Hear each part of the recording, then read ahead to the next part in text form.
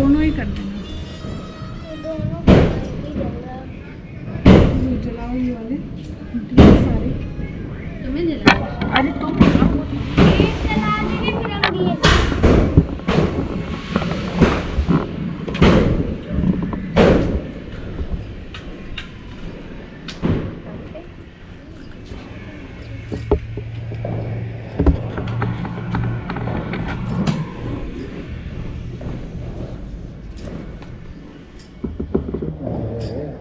पापा वो टीवी देख रही है।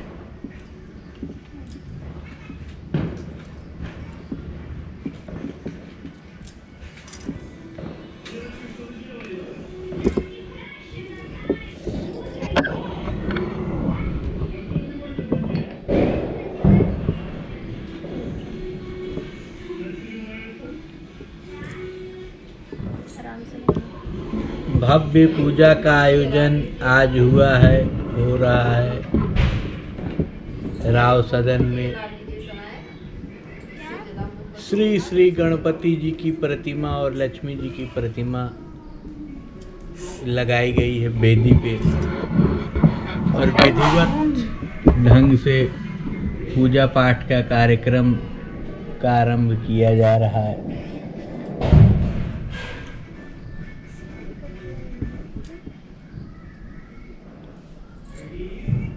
सभी लोग भक्ति में डूबे हुए हैं। भक्ति में शक्ति होती है।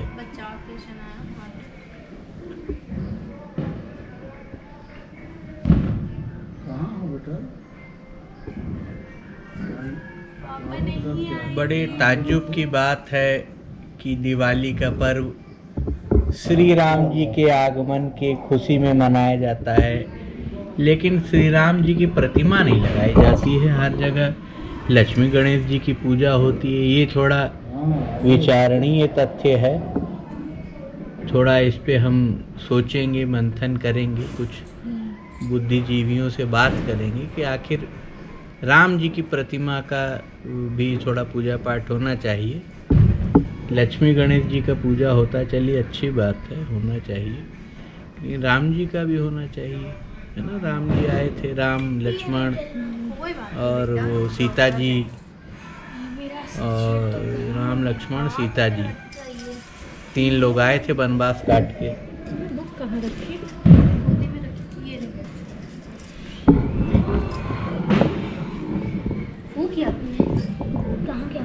ये अक्सर पूजन पाठ की सामग्रियों की कुछ किताबें आती हैं जो आपको सड़क किनारे देखते हुए मिल जाएंगी मुद्रित, लेकिन उसमें कितनी सच्चाई है, क्या है, इस बात से अनजान सभी लोग वो पुस्तकें लेते हैं और बड़े मन से उसका पाठ करते हैं। भले पूजा पाठ जो भी हो, सही हो गलत हो, लेकिन एक चीज़ तो है, कलयुग में भक्ति भाव बहुत लोगों के अंदर होता है, क्योंकि भक्ति है तो शक्ति है। बाकी सब कोई नज़रअंदाज लोग कर देते हैं। आजकल के समय में तो लोग अपने कार्य करते रहते हैं, लेकिन भक्ति पर भी विशेष ध्यान देते। कई लोग तो सुबह उठते ही प्रातः काल में पूजा पाठ करते हैं नहा धो के, और शाम को दूसरे काम करते हैं। सवेरे फिर उसका शायद प्रायश्चित करने के लिए पूजा पाठ कर लेते हैं। दिवाली भी एक ऐसा महापर्व है, दक्षिण में उतना ज़्यादा ये प्रसिद्ध नहीं है, लेकिन उत्तर भारत में काफ़ी अच्छे से मनाया जाता है। खासकर उत्तर प्रदेश में आप देख सकते हैं चारों तरफ कोरोना को नज़रअंदाज करके भीड़ छाई हुई है हर जगह, और लोग खरीदारी कर रहे हैं। पैसा अगर नहीं हो तो क्रेडिट कार्ड वगैरह का यूज़ कर रहे हैं, नहीं तो उधार लेके कपड़े उपड़े खरीद रहे हैं और ख़रीदारी कर रहे हैं, और खान पान में व्यय कर रहे हैं। वो सब व्यय तो सही है, लेकिन पटाखे और आतिशबाजी में कई बार व्यय वो ठीक नहीं लगता है। तो वो तो थोड़ा सा मुझे अपव्यय ही शायद शब्द होगा वो लगता है। ये देखिए एक दिया मैं जला रहा हूँ, ये जल गया दिया। और इस बात ये है कि हम लोग को चाइनीज झालरों का मैं कई बार से कहता आया हूँ विरोध करना चाहिए। ये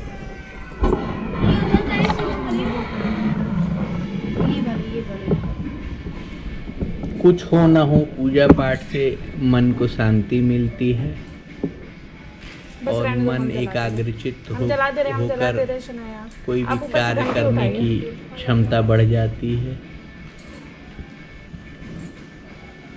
और आदमी का मन मस्तिष्क जब सही रहता है तो बाकी कार्य भी लगभग सही दिशा की ओर जाते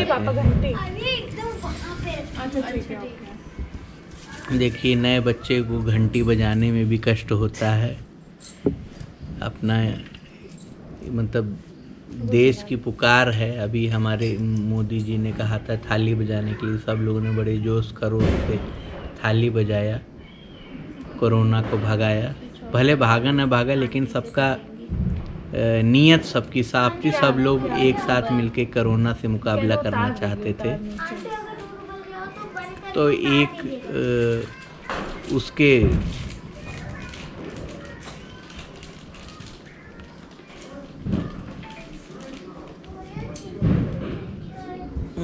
चूहा भी देखिए भाग रहा है।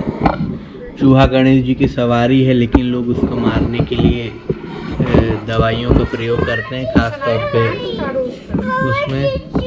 ओहो ये देखिए छोटे बच्चे इतना बढ़िया बढ़िया ड्रेस पहन के क्या क्या बोलते, बताओ यही पूजा हो रहा है, छिच्छी पिच्छी की बात कर रही है।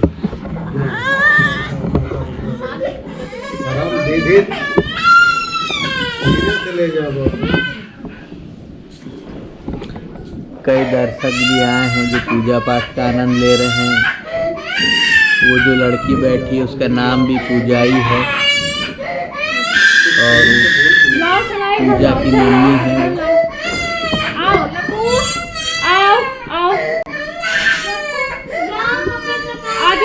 ये देखिए वही पुस्तक है, लोकल पुस्तक।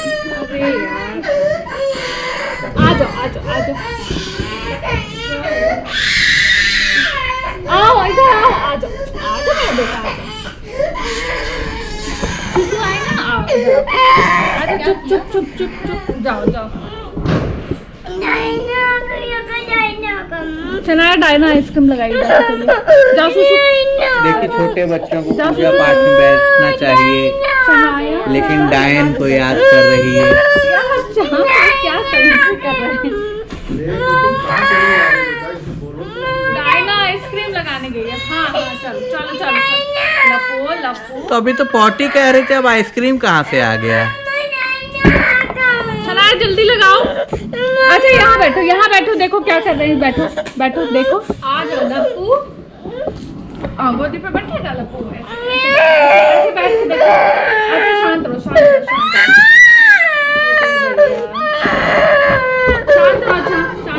रहो। बच्चे भी आजकल पूजा में व्यवधान डालने से पीछे नहीं हटते हैं। जाओ देखो जाके, वो देखो ढियाना आवाज आ रही है। जाओ बैठो। थोड़ी आवाज बढ़ाओ, इसको सुनाई दे।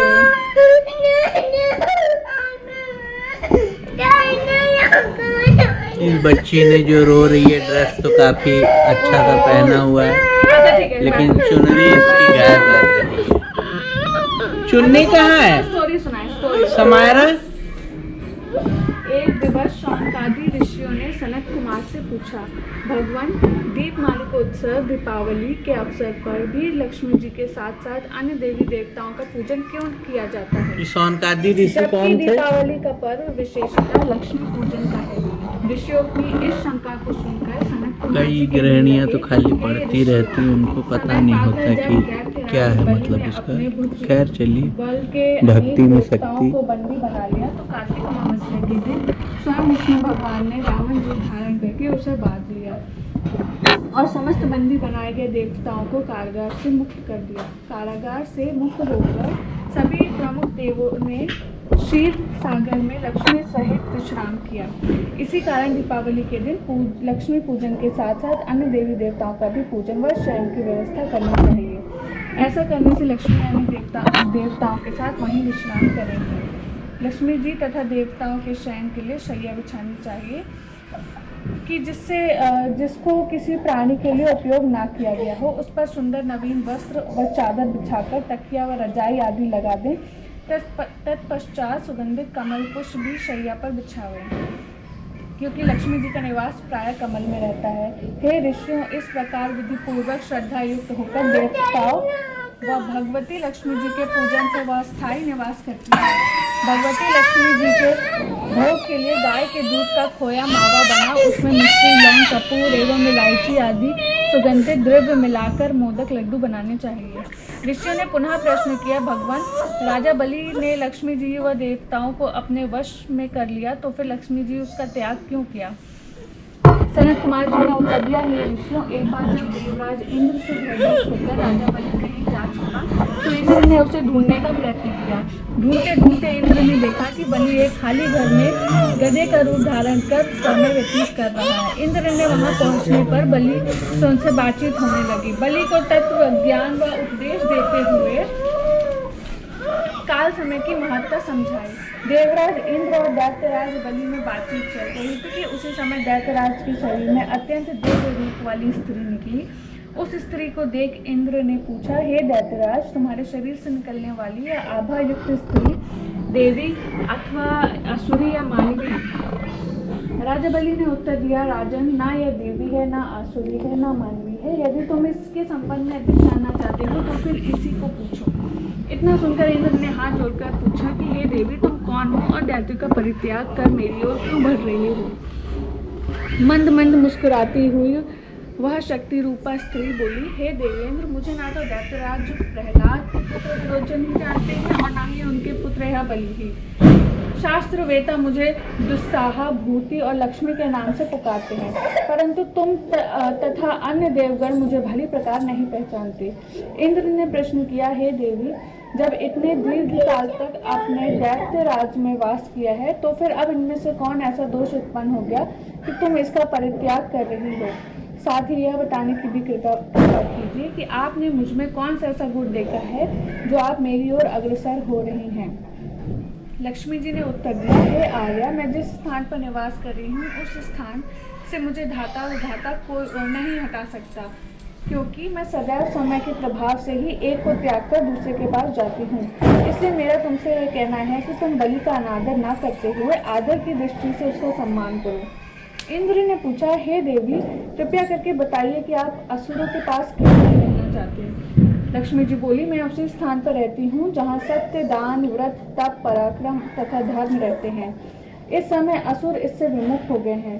पूर्व समय में यह सत्यवादी जितेंद्र तथा ब्राह्मणों के हितैषी थे, परंतु अब यह ब्राह्मण से द्वेष करने लगे हैं, झूठे हाथों घृत छूते हैं, अभक्ष्य भोजन करते हैं, साथ ही धर्म की मर्यादा तोड़कर विभिन्न प्रकार के मनमाने आचरण करते हैं। पहले ये उपवास व तप करते थे, प्रतिदिन प्रातःकाल सूर्योदय से पूर्व जगते थे, यथा समय सोते थे, परंतु अब ये देर से जगते हैं तथा आधी रात के बाद सोते हैं। पूर्व काल में यह दिन में शयन नहीं करते थे। दीन दुखियों, अनाथ, वृद्धि, योगों तथा शक्तिहीनों को नहीं सताते थे और उनकी अन्न आदि से हर प्रकार की सहायता करते थे। पहले यह गुरुजनों की आज्ञाकारी थे, सभी समय पर काम किया करते थे, उत्तम भोजन बनाकर केवल अकेले ही नहीं खाते थे वरन पहले दूसरों को देकर बाद में स्वयं खाते थे। प्राणी मात्र को समान सुनाया दूध बनाते थे।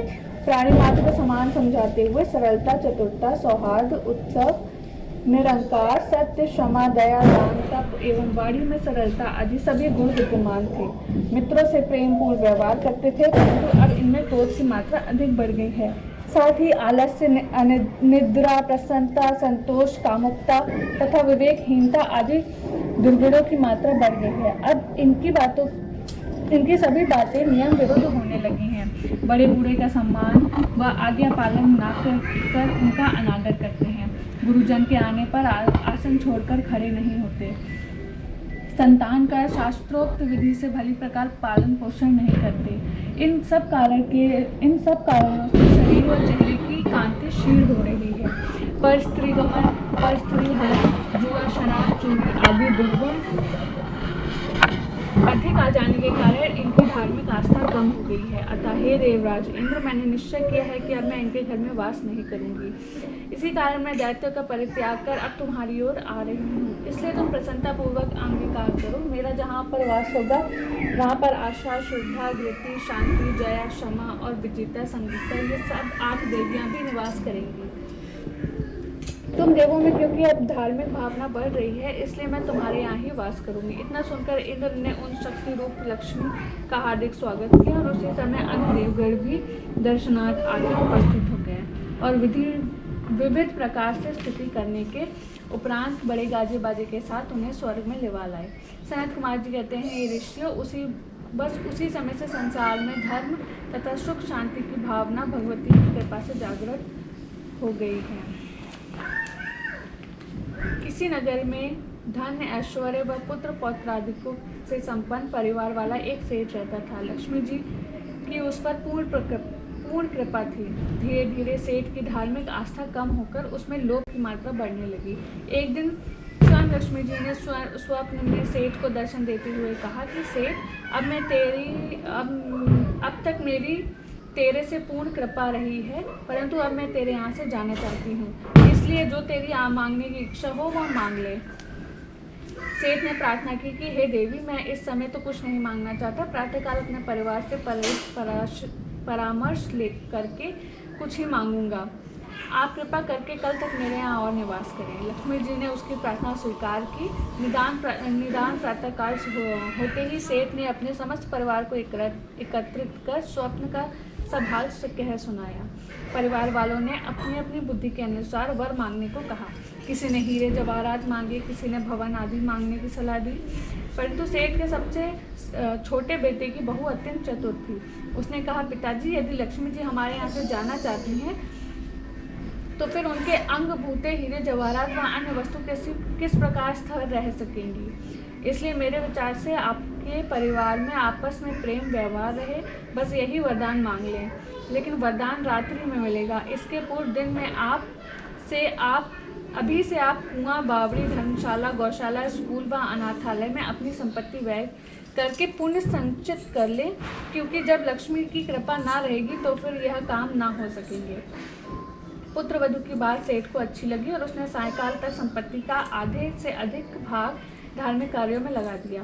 जब रात्रि को लक्ष्मी जी के दर्शन दिए तो सेठ ने वरदान मांगा।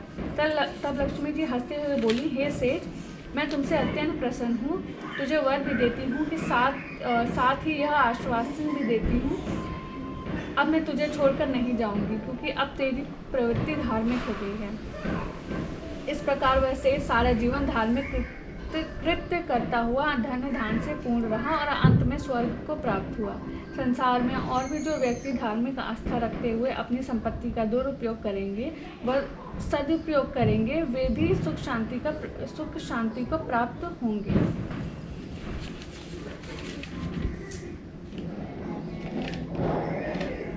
एक बार महाराज युधिष्ठिर ने श्री कृष्ण जी से पूछा, हे पुरुषोत्तम, विचार पूर्वक आप एक ऐसा व्रत बतलाइए जिसके करने से अपने नष्ट हुए स्थान फिर से मिल जाएं और सब प्रकार के ऐश्वर्य, पुत्र, आयु आदि फलों की प्राप्ति हो। भगवान श्री कृष्ण कहते हैं कि हे युधिष्ठिर, सतयुग के आरंभ में घोर कठिनाई से हटाने योग्य स्वर्ग को जब प्रबल दैत्यों ने घेर लिया था, अर्थात देवताओं को बहुत त्रास दिया, तब यदि बात नारद जी ने इंद्र से भी कही। नारद मुनि बोले, हे इंद्र, पूर्व काल में एक अत्यंत सुंदर नगर था। उस नगर का नाम मंगल नाम से विख्यात था। उसके एक दुष्ट चिल देवी नाम की स्त्री थी और दूसरी महायशस्विनी थी जिसका नाम चोल देवी था। वह पटरानी थी। एक दिन राजा मंगल और चोल देवी ने राजमहल के ऊपर से एक जगह देखी। राजा उस जमीन को देखकर कामयुक्त तो होकर कुछ मुस्कुराकर अपनी स्त्री चोल देवी से बोला, हे चंचलाक्षी, अपनी शोभा से नंदन वन का जो जाने वाला यह तेरे लिए बगीचा लगवाऊंगा। यह सुनकर चोल देवी ने कहा, बहुत अच्छा, लगवाइए। उसके ऐसा कहने पर राजा ने वहां पर एक सुंदर बगीचा लगवा दिया। जब वह बगीचा अत्यंत अनेक तरह के वृक्षों की लताओं से युक्त होकर फलने फूलने लगा और अन्य प्रकार के पक्षियों से सेवित अर्थात संपूर्ण सामग्री से संपन्न हुआ, तब वहां पर एक सुअर आया जो कि विशाल शरीर वाला था, ऊंचाई में मानो चंद्रमा और सूर्य को पकड़ने वाला। वह सुअर अनेक प्रकार के वृक्ष लतादिकों से युक्त उस बगीचे को नष्ट करने लगा। श्री कृष्ण जी कहते हैं कि हे युधिष्ठिर, उसने कितने ही वृक्ष उखाड़ डाले, कितने ही वृक्ष दांतों के प्रहार और घर्षण से तोड़ डाले। काल सदृश उस सुअर से बगीचे के सब रक्षकों ने भयभीत होकर उसका सारा हाल राजा से जाकर कहा। यह सुनकर राजा के क्रोध से लाल लाल नेत्र हो गए और उसने अपनी सारी फौज को हुक्म दिया कि सुअर को शीघ्र ही मार डालो। इस प्रकार हुक्म देकर राजा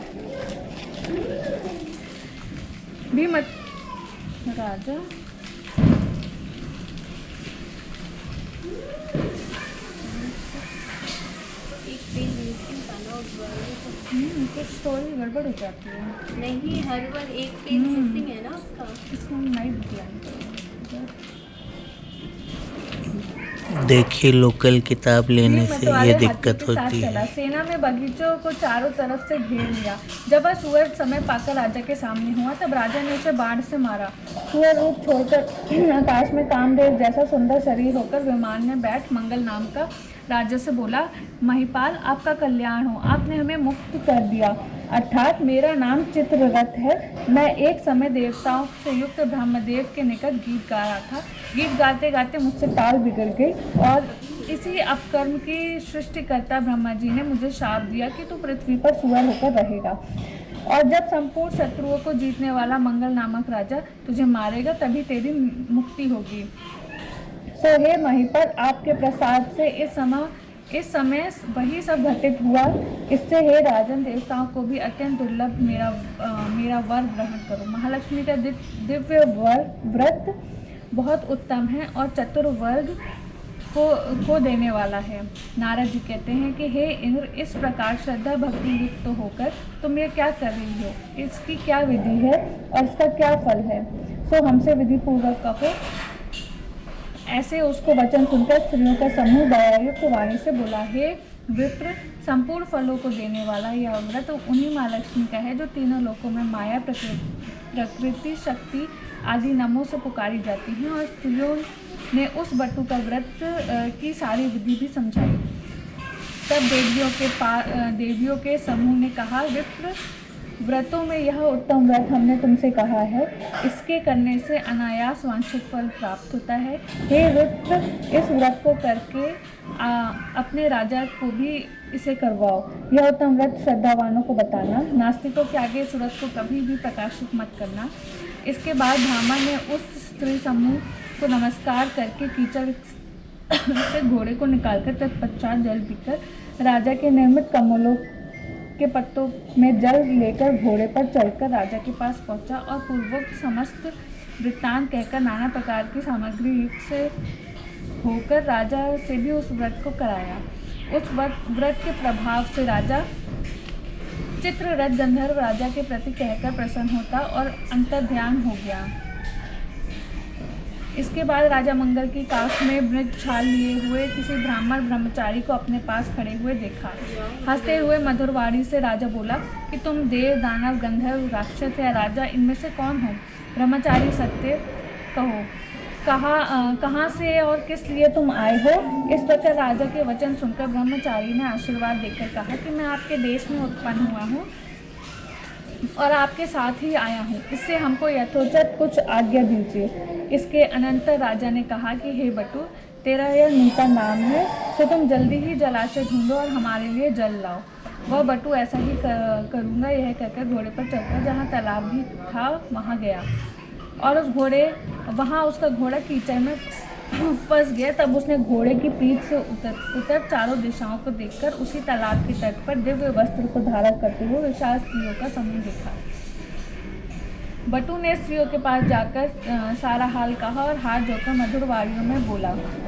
एक बार जहाँ चोल देवी नाम की रानी थी, वहाँ राजा मंगल गया और चोल देवी ने राजा को भुजा में डोरे को देखा और डोरे को देखकर रानी अत्यंत क्रोध आया और मन में यह विचार कर क्रोधित होकर राजा के प्रति शंका करने लगा कि राजा शिकार के बहाने से किसी और स्त्री के पास जाता है। उसने अपने सौभाग्य के लिए राजा के बाहू में डोरा डाल दिया और इस तरह मेरे देखने के लिए इस बटू को भेजा है।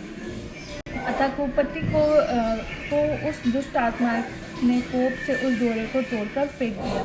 सामंत, मंत्री, भृत्यादिकों से सहित वन की वार्ता करते हुए राजा ने चोल देवी नाम की रानी के द्वारा डोरा तोड़ने की इस बात को नहीं समझा। उसी समय दूसरी चल देवी नाम की रानी, जो कि कोई दासी देखने आई थी, टूटे हुए डोरे को लेकर उस व्रत का आदि महत्व बटुक को समझकर उस दासी ने अपने रानी के उस व्रत को करने के लिए तत्पश्चात चल देवी ने नूतन नामक बटुक को बुलाकर उस व्रत को किया।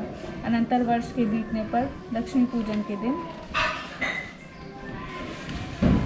चल देवी रानी के घर में बाजे, गाने, नाच आदि शब्दों को राजा ने सुना। उस शब्द को सुनकर राजा नूतन नामक बटुक से कहा, आज लक्ष्मी का पूजन का दिन है, वह मेरे व्रत का डोरा कहाँ है? इस प्रकार राजा के पूछने पर बटुक ने डोरे को तोड़ने की बात कह सुनाई। उनको सुनकर मंगल राजा चोल देवी पर नाराज होकर कहने लगा कि आज हम चल देवी रानी के घर में पूजा करेंगे। तत्पश्चात नूतन के हाथ को पकड़कर मंगल राजा लक्ष्मी जी के पूजन के लिए चल देवी के घर गए। लक्ष्मी जी वृद्धा स्त्री का रूप धारण कर परीक्षा लेने के लिए चोल देवी के घर में आई। उसको देखकर रानी ने कहा, हे दुष्ट, तू यहाँ कहाँ से चली आई है? तेरा यहाँ आने से क्या है? इस प्रकार की दुष्ट रानी ने अत्यंत अपमानित होकर लक्ष्मी जी को क्रोध करके चोल देवी से बोला, तूने जो मेरा अनादर किया है उससे तू शूकर मुखी हो। इस प्रकार रानी को शाप दे दिया। तत्पश्चात रानी की स्तुति करने पर महालक्ष्मी जी उस रूप में चिल देवी के गृह में आई। चिल देवी ने बहुत प्रकार से सम्मान पूर्वक महालक्ष्मी का पूजा की। तब लक्ष्मी जी वृद्धा रूप छोड़कर प्रत्यक्ष हुई और रानी ने लक्ष्मी जी की पूजा की। तत्पश्चात लक्ष्मी जी प्रसन्न होकर चिल देवी से बोली, हे चिल देवी, तुम्हारे पूजन से मैं प्रसन्न हूँ, वर मांगो। तदंतर शुभ विचार वाली चिल देवी ने महालक्ष्मी से वर मांगा कि हे देवी, जो कोई इस व्रत को करे, हे सुरेश्वरी, उसके घर को जब तक सूर्य चंद्रमा रहे तब तक ना छोड़ो और आज से यहाँ राजा संबंधी कथा संसार में विख्यात हो।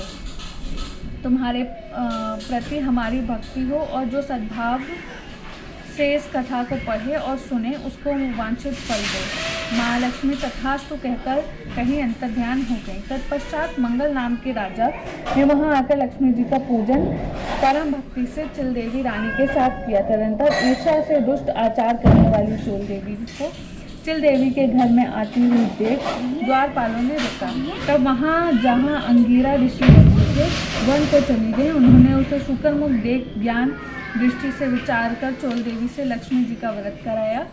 व्रत के करने से चोल देवी महातपस्विनी बनी। किसी समय में मंगल राजा वन में शिकार खेलने गया। वहाँ उस स्त्री को ऋषि गृह में देखा तो राजा ने मुनि से पूछा कि यह स्त्री कौन है। उसका वृत्तांत मुनि ने राजा को कह सुनाया। चोल देवी और चिल देवी दोनों प्रेम से रहने लगी। रानियों सहित राजा मंगल अत्यंत वर्षों तक राज करते रहे। वह नूतन बटु मंगल राजा का मंत्री बना। महालक्ष्मी के इस व्रत के प्रभाव से अभिष्ट की प्राप्ति होती है। जिसने इस व्रत को किया मनोवांछित फल पाया। तो शुरुआत में देखिए, शुरुआत में तो बताया गया था चील देवी बहुत दुष्ट थी। बाद में चील देवी का लेकिन कोई दुष्टता तो कहानी में है नहीं। दुष्टता वही है ना जो बुढ़िया को उसका वो कर दिया। बुढ़िया का अपमान तो देखिए, माँ आ रही बुढ़िया का अपमान तो चोल देवी ने किया ना। अभी आपने पढ़ा, पढ़िए, उसमें कुछ कंफ्यूजन है, कहानी आपकी सही नहीं है। है। confused है ये। तो ऐसी लोकल किताबें लोगों से मैं अपील करता हूँ ना ले, कि ऐसी किताबें लेके अर्थ का अनर्थ हो सकता है, कथा गलत हो सकती है। अब कौन सी कथा सही है कौन सी कथा गलत है इसका फैसला तो आपके हाथों में है।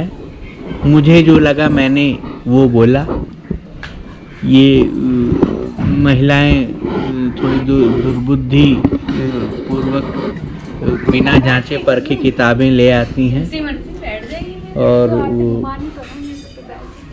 बैठ के आरती नहीं करी जाती, लेकिन उसके बावजूद देखिए ये लोग बैठ के आरती भी करने जा रहे हैं।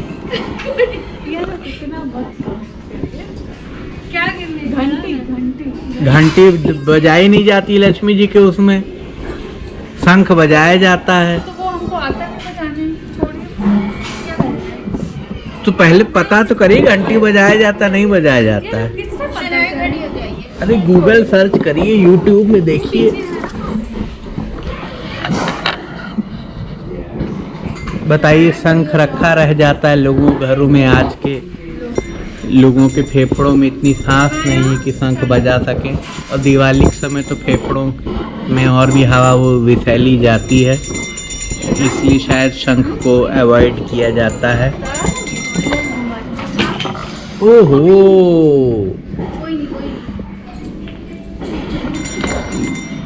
ये पूजा में ये कैसा मंगल हो गया। छोड़ दो।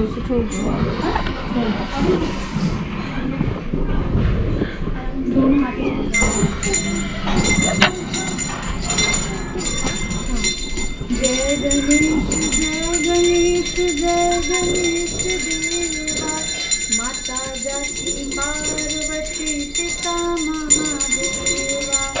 जय गणेश जय गणेश जय गणेश देवा, माता जाकी पार्वती पिता महादेवा। एक दंत दयावंत चार भुजाधारी, मस्तक सिंदूर सोहे मुझ की सवारी।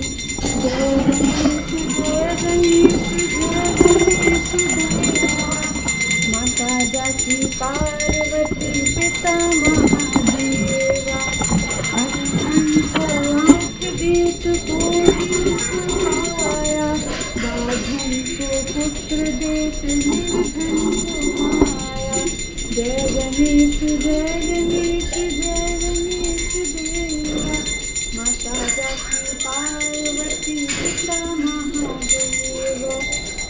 पान चढ़े फूल चढ़े और चढ़े मेवा, लड्डुअन का भोग लगे संत करे सेवा। जय गणेश जय गणेश जय गणेश देवा, माता जाकी पार्वती पिता महादेवा। सूर्य श्याम शरण आए सफल कीर्ति सेवा। जय गणेश जय गणेश जय गणेश देवा।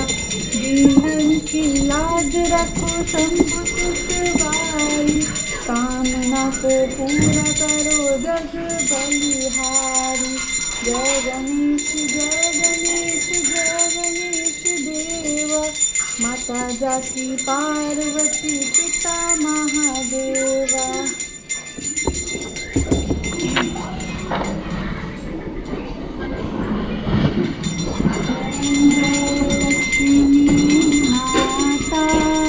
मैया जय लक्ष्मी माता, सेवत हर विष्णु धाता। ओम जय लक्ष्मी माता। तुम्हारा नारी तुम ही जग माता, सूर्य चंद्रमा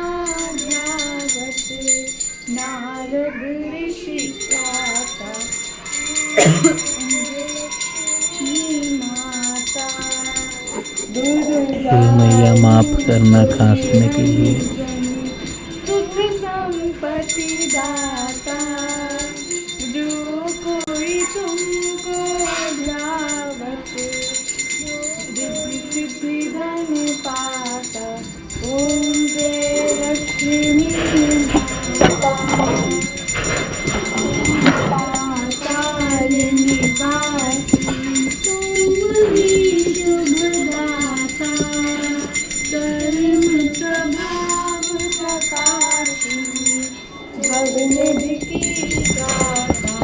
ओम जय लक्ष्मी माता, जिस घर में तुम रहती, सहस दुगुण आता, सब संभव हो जाता, मन नहीं घबराता। ओम जय लक्ष्मी माता, तुम बिन यज्ञ न होए, शास्त्र न कोई पाता, खान पान का वैभव सब तुमसे आता। ओम जय लक्ष्मी माता, शुभ गुण मंदिर सुंदर, क्षीरोदधि दाता, रत्न चतुर्दश तुमरे, लगी पाता। ओम जय लक्ष्मी माता, महालक्ष्मी की आरती, जो कोई जन गाता, उर आनंद समाता, पाप उतर जाता। ओम जय लक्ष्मी माता, ओम जय लक्ष्मी माता, मैया जय लक्ष्मी माता, तुमको निज दिन सेवक, हर विष्णु माता। ओम जय लक्ष्मी माता। गैस लगने वाली है आज दिए से। अरे ये दिए से लगने वाली है। ले अभी अरे नहीं वो दिख रहा। सामने भाभी भाभी बीच वाला देखिए, गोल वाला दिखा।